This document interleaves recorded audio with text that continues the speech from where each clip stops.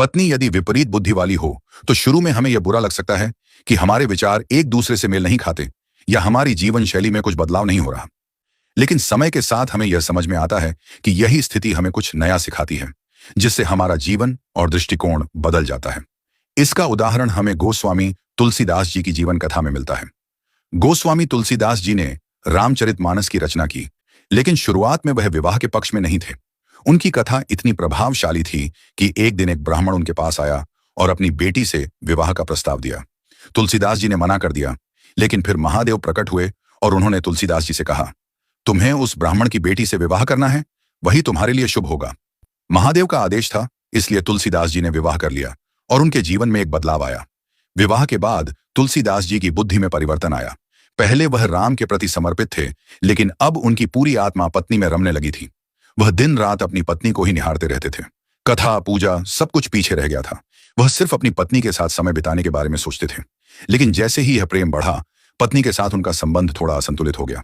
पत्नी ने एक दिन तुलसीदास जी को छोड़कर मायके जाने का निर्णय लिया। जब वह सो रहे थे तो उन्होंने देखा कि पत्नी नहीं है। वह व्याकुल हो गए। उन्होंने तुरंत उसकी खोज शुरू कर दी और नदी को पार करते हुए अपने ससुराल पहुंचे। तुलसीदास जी की दीनहीन अवस्था देखकर पत्नी को क्रोध आया और उसने उन्हें डांटा। और उनकी पत्नी ने कहा, आप मुझसे प्रेम नहीं करते हो, आप इस हाड़ मांस के पुतले से प्रेम करते हो। बताओ, कल को मेरे प्राण निकल जाएं तो क्या होगा? तुलसीदास जी बोले, मेरे भी निकल जाएंगे। फिर उनकी पत्नी बोली, ऐसा प्रेम यदि राम जी से किया होता तो आज राम जी आपको मिल गए होते। यह सुनकर तुलसीदास जी को गहरी शंका हुई।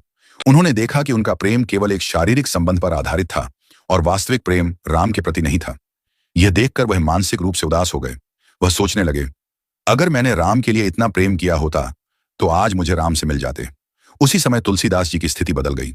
उन्होंने अपने आप को पहचाना और समझा कि अगर उनका प्रेम राम के प्रति सच्चा होता तो राम से मिलने की तड़प इतनी अधिक होती कि वह निश्चित रूप से मिल जाते।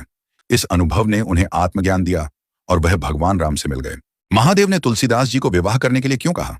इसका कारण यह था कि महादेव जानते थे कि जब तक तुलसीदास जी की पत्नी की डांट नहीं पड़ेगी, वह अपने भीतर का वास्तविक प्रेम नहीं समझेंगे। जीवन में विपरीत बुद्धि और अनुभव कभी कभी हमें महत्वपूर्ण सीखने का अवसर देते हैं, जिससे हम अपने उद्देश्य को समझ पाते हैं। यही कारण था कि महादेव ने तुलसीदास जी से कहा कि वह विवाह करें ताकि वह अपने भीतर का सत्य पहचान सकें। इस कथा से यह सीख मिलती है कि जीवन में कभी कभी विपरीत परिस्थितियां और परिस्थितियों का सामना करना पड़ता है, जो हमें जीवन के सच्चे उद्देश्य की ओर मार्गदर्शन करती हैं। चैनल को लाइक, सब्सक्राइब और शेयर करना न भूलें।